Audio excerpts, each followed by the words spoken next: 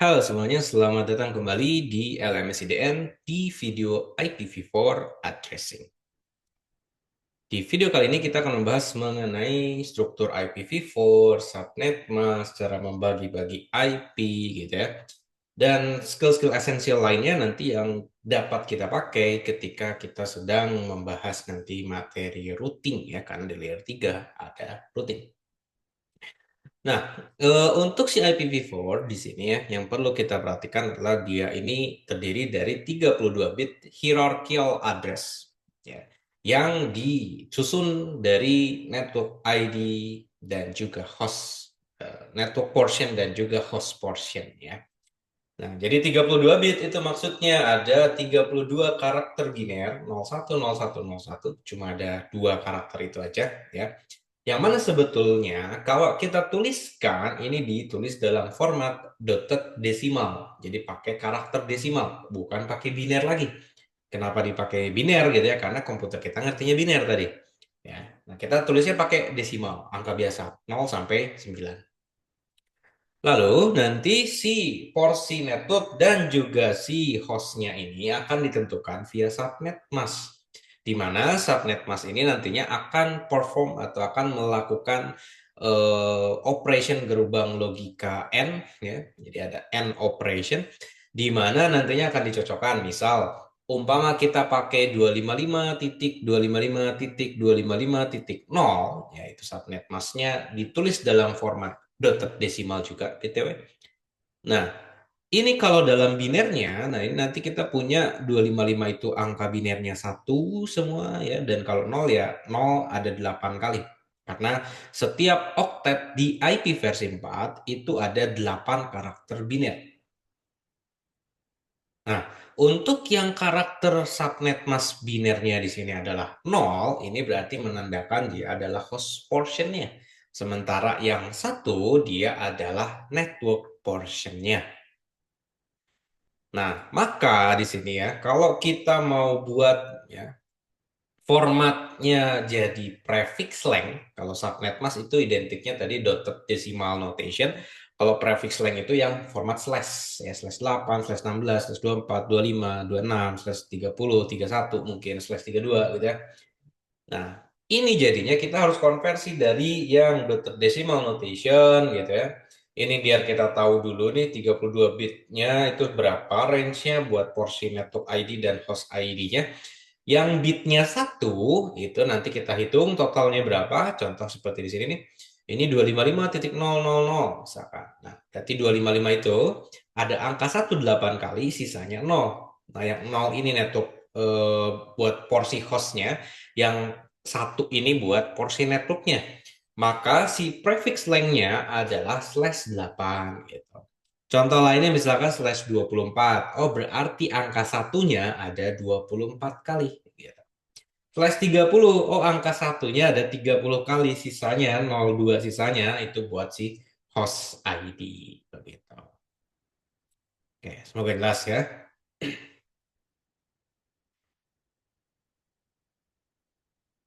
Nah, terus di IPv4 address structure di sini juga kita ada tiga tipe IP addresses di satu network ya. Ada network addresses, ada broadcast address, dan juga host addresses. Nah, network broadcast ini jadinya selalu ada di satu network, wajib ada. Gitu. Di mana di sini ada ilustrasinya nih. Umpama kita pakainya slash 24. Ya.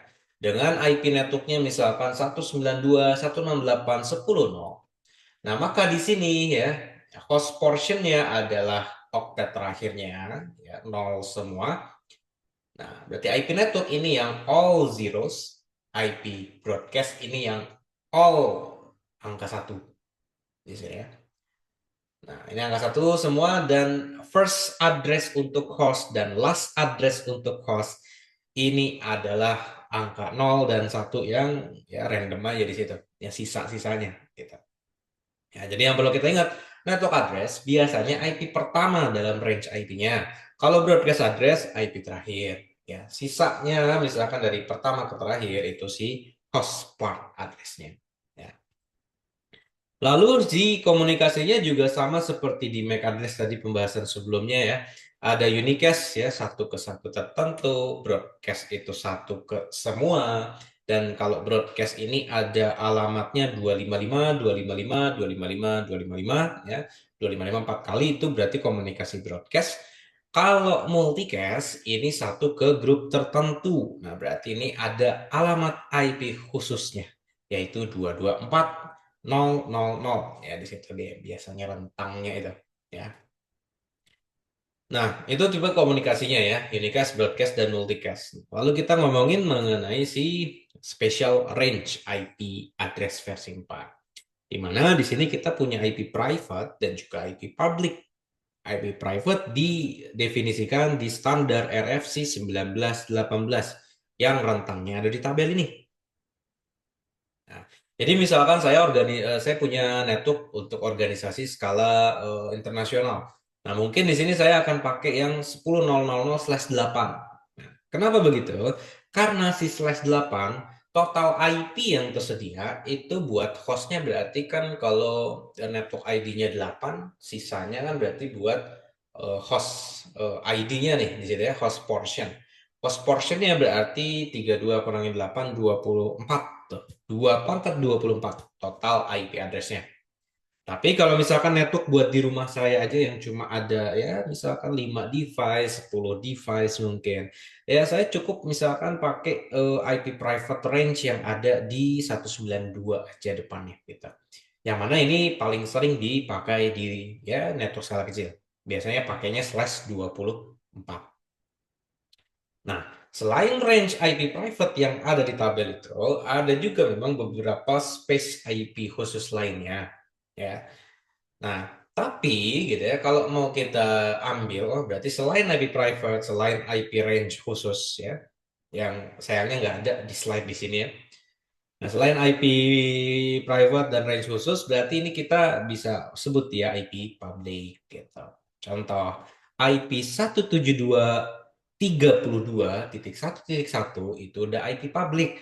Kenapa? Karena di sini range IP private itu oktet keduanya cuma 31 gitu ya.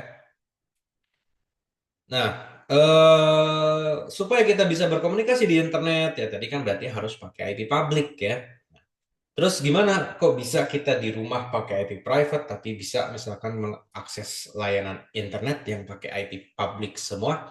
Nah, jawabannya karena ada fitur atau teknologi NAT yang berfungsi nanti mentranslasikan ya. Tiap kali kita komunikasi ya ditranslate IP-nya jadi IP public gitu. Ya, ketika ada komunikasi dari public mau ke laptop kita yang IP private ditranslate juga gitu. Ya, nah makanya nanti di sini ya kita masih bisa menggunakan IPv4 ya, padahal udah ada IP versi 6 ya, ya karena ada NAT-nya di sini. Gitu. Ya. Nah, oke. Nah ternyata di sini ada special use IPv4 address. Nah ini yang worth to mention di sini ada loopback addresses. Ini yang biasa kita lihat kalau di Windows ya 127.0.0.1 alias localhost tuh di situ ya. Terus ini biasa buat dipakai buat testing si TCP/IP protokol stacknya jalan atau tidak ya di perangkat tersebut. Ada juga link local address atau APIPA. Ya, ini yang 169.254 sekian sekian ya. Oktet ketiga, oktet keempatnya ini bebas di situ ya. Berarti dari 0 sampai 255 254 di sini ya belakangnya nih. Terus di sini si IPv4 ya. Awalnya kita pakai metodenya classful addressing, yang mana ini di-define di RFC 790/1981. Di mana kita punya 5 kelas dari A, B, C, D, E, ya, yang mana kita bisa fokuskan ke kelas A, B, dan C-nya saja, karena kelas D dan E ini tidak kita pakai untuk keperluan host atau keperluan production biasa. D dan E ini biasanya buat keperluan khusus atau eksperimental di situ. Nah, dari si legacy classful ini, pembagiannya didasarkan ke oktet pertama, teman-teman. Ya, di sini nih. Jadi makanya di sini beda-beda tuh. Ya, oktet pertamanya. Oktet kedua, oktet ketiga, oktet keempatnya nggak jadi patokan. Oktet pertama saja. Nah, Kenapa kita nggak pakai lagi metode classful? Contoh, misalkan saya perlu total IP-nya 500 IP. Ya. Dan BTW, public IP itu kita harus kayak register dulu. Ada organisasi yang mengatur alokasi IP-nya. Ya. Dan ketika saya butuhnya 500 IP, berarti nanti umpama saya pakainya /24, ya berarti /24 itu total IP-nya. Oh, tadi kan /24 berarti 24 porsi network ID-nya, 8 bit itu porsi host ID-nya, berarti 2 pangkat 8, 256. Oh, cuma 256 IP. Sementara tadi butuhnya 500. Oh, berarti nanti saya akan dikasihnya /16. Oh, bisa aja kan pakai misalkan kelas C-nya 2 kali, misalkan 256-nya 2 kali nih, 512. Bisa, tapi gimana kalau misalkan kita butuhnya 1000 IP atau mungkin 2000 IP gitu. Nah, jadi nanti kita bakal punya /24 yang kebanyakan di situ. Makanya biasanya diarahinnya ke /16. Dan akhirnya apa? Plus full addressing, wasted many IPv4 addresses. Jadi butuhnya cuma 2000, yang dikasih nantinya kalau /16 itu total IP-nya 65.500, kurang lebih segitu. Jadi ada ribuan, puluhan ribu IP yang nggak kepake sama organisasi tersebut nantinya. Ya, makanya diganti nih sama si metode classless addressing. Begitu, teman-teman. Nah, organisasi yang mengaturnya ini kita sebut Internet Assigned Number Authority, IANA, dan ada di 5 region. Kita di Indonesia, kita masuknya ke region APNIC ya. Dan di Indonesia ini kita punya organisasi dari AKJI dan ada IDNIC ya. Jadi kalau kita mau istilahnya register IP public gitu, kita bisa ke AKJI atau IDNIC aja, nggak perlu langsung ke APNIC-nya gitu. Nah, jadi nanti kita bisa register IP public kita sendiri ya. Misalkan kita punya server yang ingin dikenali dari misalnya dari private kita, pengen dikenali dari internet gitu ya. Nah, nanti kita bisa mungkin pakai IP public gitu. Nah, itu penjelasan mengenai si IP private dan publiknya. Dan sekarang saya akan berbicara mengenai si network segmentation ya. Jadi segmentation itu kan kaitannya dengan pemisahan ya, yang misalkan segmen besar ke segmen yang lebih kecil di situ ya. Nah, kenapa kita perlu melakukan segmentation di sini? Karena kaitannya dengan komunikasi broadcast di sini, teman-teman. Nah, komunikasi broadcast itu ya tadi kan dari satu ke semua ya. Nah, bayangkan gini teman, kalau misalkan kita bikin satu network /16 tadi ya, 65.000 IP, kita buat semuanya satu network saja, satu broadcast domain.